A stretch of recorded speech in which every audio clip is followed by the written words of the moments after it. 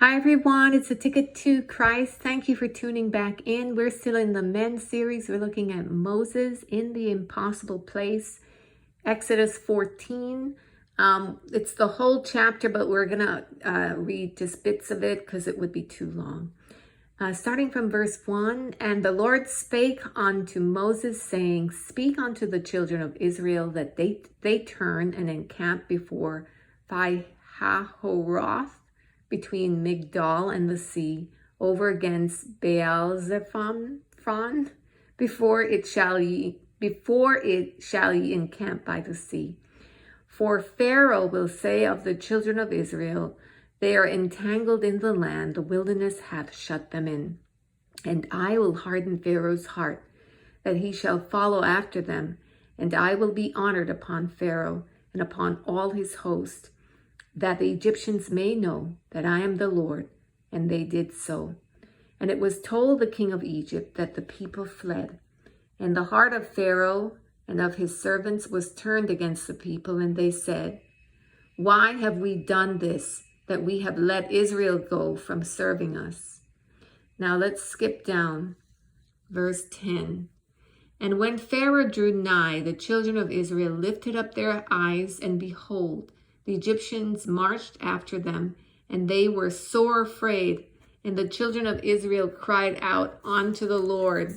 And they said unto Moses, Because there were no graves in Egypt, hast thou taken us away to die in the wilderness?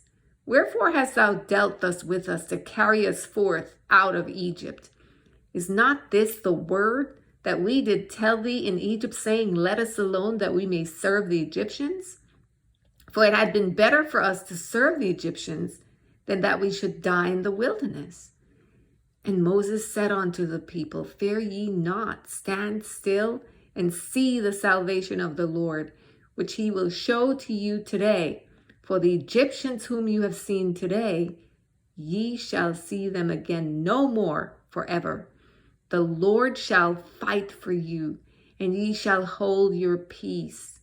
And the Lord said unto Moses, Wherefore criest thou unto me? Speak unto the children of Israel that they go forward. But lift thou up thy rod, and stretch out thine hand over the sea, and divide it. And the children of Israel shall go on dry ground through the midst of the sea. And behold, I will harden the hearts of the Egyptians, and they shall follow them. And I will get me honor upon Pharaoh, and upon all his hosts, upon all his chariots, and upon his horsemen. And the Egyptians shall know that I am the Lord, when I have gotten me honor upon Pharaoh, upon his chariots, and upon his horsemen. And the angel of the Lord went before the camp of Israel, removed and went behind them. And the pillar of cloud went from before their face and stood behind them. And it came between the camp of the Egyptians and the camp of Israel. And it was a cloud and darkness to them, but it gave light by night to these, so that the one came not near the other all the night. And Moses stretched out his hand over the sea, and the Lord caused the sea to go back by a strong east wind all that night, and made the sea dry land, and the waters were divided. And the children of Israel went into the midst of the sea upon the dry ground, and the waters were a wall unto them on their right hand and on their left. And the Egyptians pursued and went in after them in the midst of the sea, even all Pharaoh's horses, his chariots, and his horsemen. Let's skip down to verse 30. Thus the Lord saved Israel that day out of the hand of the Egyptians. And Israel saw the Egyptians dead upon the seashore. And Israel saw that great work which the Lord did upon the Egyptians. And the people feared the Lord and believed the Lord and his servant Moses. Okay, so I would encourage you to read the whole thing for yourself, and just really, there are a lot of really great things to get from this. But what is it that's standing out for you? For me, it was just God confiding with Moses what the whole situation was about. That he would lead them to this place so that not only to strengthen the faith of the people, because they had a journey ahead of them. So they needed to see the power of God and who God is, and what that God was the Father of the impossible. He would meet them in impossible places and deliver them. But also the Egyptians needed to know who God was as well, so that they too can understand the power of God, not only the Egyptians, but everybody in that territory, so that they would not try to mess with these people, in understanding that they serve the one and only God. And so Pharaoh's heart was hardened, and his people's hearts were hardened, so that they could see who God really is and understand him. Now, look at what Pharaoh said in verse 5. Why have we done this, that we have let Israel go from serving us?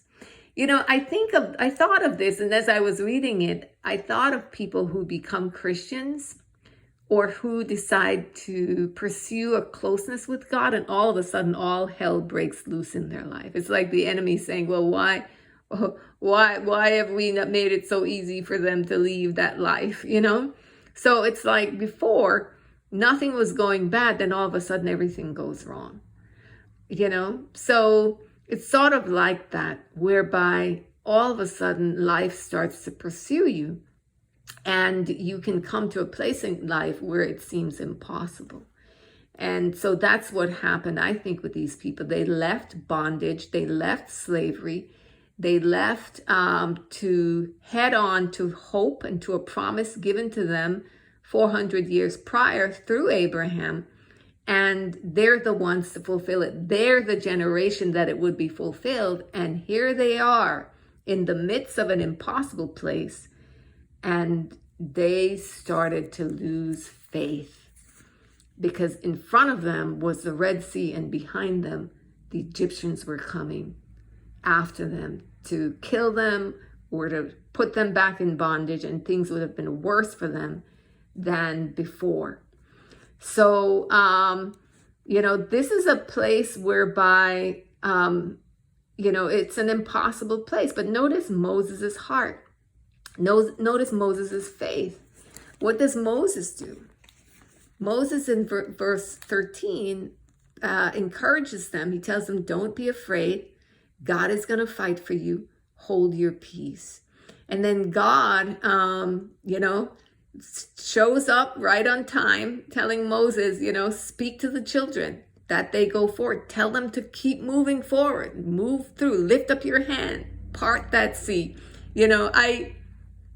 I don't think God had told Moses that he was going to part the sea. That's how he was going to do it. But he told Moses that he was going to bring deliverance. So Moses knew that deliverance was going to happen. I just don't think he knew exactly how it would come across. He said, the Lord shall fight for you and you shall hold your peace. I guess Moses thought, well, God can do anything. Those Egyptians could just drop right there. But God wanted to do something bigger. God wanted to do something that would show them without a doubt who he was. And then he also wanted to baptize them. If you, I believe it's in Peter, it talks about when they walked through this water, they were baptized in Moses. So they were walking through water. It was a baptism. It was a new beginning for them. And notice the miraculous things they witnessed, with the angel encamping between their tent and the Egyptians' tent, so that none couldn't go close to the other. And God, gave them time. And then what comes to mind for me as well was just how amazing it must have been to see that the wind blowing and then those waters part. It said that in verse 22, they walked into the sea upon dry ground, and the waters were a wall on both sides. So they're walking, and maybe, you can see some fish swimming at either side as you're walking through on dry land, or running. I know I'd be running. I'd be running as fast as I could. And then the Egyptians started to pursue them. Now, I think it's about 1.5 million Israelites at that time. I'm not sure. I have to double check on that. But it was a multitude of people. And Moses had his hand stretched up. I just think what an incredible level of faith, how humble and obedient Moses had to be to God. And so there's a lot to learn here for us about Moses, the courage, the character, the faith, to know that God had made this promise and he would bring it to pass, but you can't, rest on your laurels. It's not something that, it's just going to happen. You have to act, you have to move. And sometimes we come to impossible places that are challenging and difficult, but that is, push in. Go remember something like this. Remember who God is, the God that we serve. Push past the circumstance and step forward in faith. This is what Moses did. This is what these people had to do. And God delivered them. And in the end here, it says in verse 31, they saw the great work which the Lord did, and the people feared God, believed the Lord and his servant Moses. And it was very important for them to have the correct understanding, because they were going to, God was building a people for himself, a nation, a culture. So he needed for them to understand who he is, because from this nation, the Messiah would come. And from this nation, we have all of the examples and of what scriptures really mean, and why God did such an, this and that, and why God says to do a certain thing, and how to fear God. And all of these examples would come from this nation. Anyway, that's it from me for this. There's just so much to talk about when it comes to Moses and when it comes to the book of Exodus. But we'll just pause there. Hope you got something from it, and that in your own personal study, you'll get a lot more insights than what I could possibly cover here. I'll have the scriptures dropped at the bottom, and, see you on the next series. God bless you. Have a great day. Bye-bye.